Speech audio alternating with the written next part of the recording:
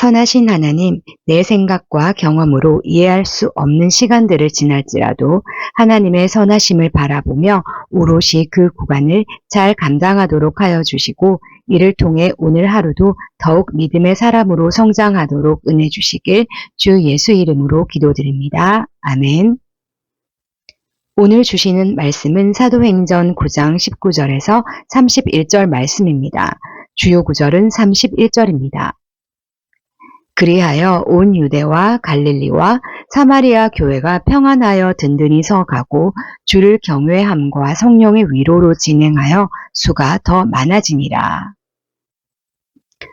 교회가 평안했고 성장했다라는 것은 문자 그대로 근심이나 분쟁이 없고 양적으로나 질적으로도 눈에 보일 만한 그런 발전을 이루어 왔다 정도로 생각해 볼 수 있을 것입니다. 그러나 진짜 성경에서 이야기하고자 하는 평안과 성장은 어떤 다른 점을 지니고 있는지 말씀을 통해 다시 한번 생각해 보면 좋겠습니다. 다메섹 도상에서 하나님을 만나고 회심한 바울은 예수님을 그리스도라 증언하며 유대인들을 당혹하게 했죠. 그는 아라비아에서 3년 정도 은둔의 시간을 보낸 후에 다시 다메섹으로 돌아왔는데요. 그러나 유대인들이 다시 바울을 죽이려고 했기 때문에 제자들이 그를 광주리에 담아 성벽에서 달아내림으로써 겨우 예루살렘으로 피신하게 됩니다. 그러나 그곳에서도 복음 전파에 격분한 유대인들이 다시 그를 죽이려고 해서 결국 바울은 고향 다소로 다시 가게 됩니다. 지금까지의 얘기는 오늘 핵심 구절인 31절 이전 19절에서 30절을 요약한 내용입니다. 인간적인 관점으로 보자면 절대 평안한 상황이 아니에요. 예를 들어 우리 담임 목사님께서 말씀을 전하시다가 목숨이 위협받는 처지가 되셨다고 가정해보죠. 당시 SNS는커녕 제대로 된 통신시설조차 하나 없는 시대에 소식을 알 수 없으니 우리는 목사님의 안위를 걱정하느라 늘 노심초사할 거예요. 그리고 갑자기 찾아오셔서 피신을 요청한다면 우리 또한 어려움을 무릅써야 하니 외적으로는 교회가 한시도 평안할 날이 없었을 것입니다. 이때가 언제 끝나냐 하면서 우리는 이 상황을 속히 벗어나게 해달라고 분명히 열심을 내어 기도할 거예요. 그런데 말씀은 앞에 이 모든 환난과 같은 상황들을 제시하고도 31절을 통해 결국 교회가 평안하고 성장했다라고 끝맺음하고 있습니다. 다시 말하면 성경이 얘기하는 평안은 우리가 생각하는 모습과는 다를 수 있다는 것입니다.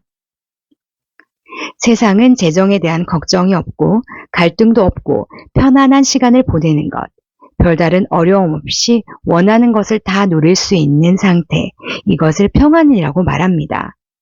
그러나 성경이 말하는 평안은 본문에서 알려주는 것처럼 본질적으로는 하나님 뜻대로 쓰임 받고 있냐, 그렇지 않느냐는 것입니다. 핍박을 받고 고난 중에 있을지라도 그것이 주신 사명을 위해 교회를 세워나가는 데 필요하다면 그것은 평안한 것이다 라는 얘기죠. 이것이 세상이 말하는 평안과 교회가 추구하는 평안의 다른 부분입니다. 우리 개인에게도 동일합니다. 결국 일신의 걱정도 없고 육신적인 갈망에 대한 만족을 충분히 누릴 수 있는 외적 상태도 평안한 것일 수 있지만 가장 중요한 부분은 나를 향한 하나님의 뜻이 계획대로 이루어지고 있는 선상에 내가 있는지 아닌지, 만약 그러하다면 우리는 평안 중에 거하고 있는 것이죠. 앞서 말씀에서 교회가 평안하다고 했지만 실제로는 그렇지 않았습니다. 제자들은 핍박당하고 죽임까지 당하는 등 온통 고난 가운데 있는 경우가 더욱 많았죠. 남녀노소를 불문하고 고난은 그 어느 누구도 좋아하지 않습니다. 그러나 하나님의 사람들은 순간의 안락함보다는 역경과 고난 뒤에 맞이할 참된 평안을 내다보고 그것을 준비했습니다. 이렇게 고난을 통해서도 역사하시는 하나님심을 알기에 성경을 살펴보면 볼수록 예수님, 고난에서 다 피해가게 도와주세요. 이런 기도를 하기가 참으로 어렵다는 것을 알게 됩니다.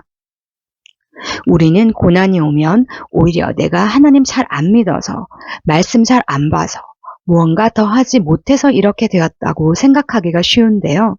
물론 내가 하나님 안에 있지 않기 때문에 오는 고난도 있겠지만 오히려 말씀대로 순종하며 살아가려고 노력할 때 안 당해도 되는 비난을 당하고 고난을 당할 수도 있습니다. 이렇게 교회도 또한 좋은 일만 있는 것이 아니라 성경이 제시해 준 바대로 예상치 못한 어려움도 함께 가지고 갈 수 있음을 항상 생각해야 하겠습니다. 그렇기 때문에 우리가 성도로서 그리고 교회적으로 평안함을 얘기할 때 물질적으로 풍요하고 또 편안하고 그게 기준이 되기보다는 하나님의 뜻이 계획대로 이루어져 가고 있는가 여기에 우리 삶과 교회의 모든 초점을 맞춰야 하는 것입니다. 만약 그러하다면 그 인생은 평안한 것이고 또 그 교회는 형통한 것입니다. 결국 평안은 궁극적으로 교회를 세우신 하나님의 분량대로 내 인생을 향한 하나님 뜻대로 살아가는 것입니다.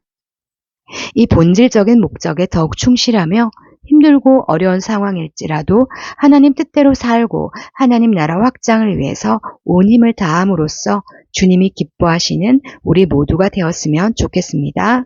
아멘.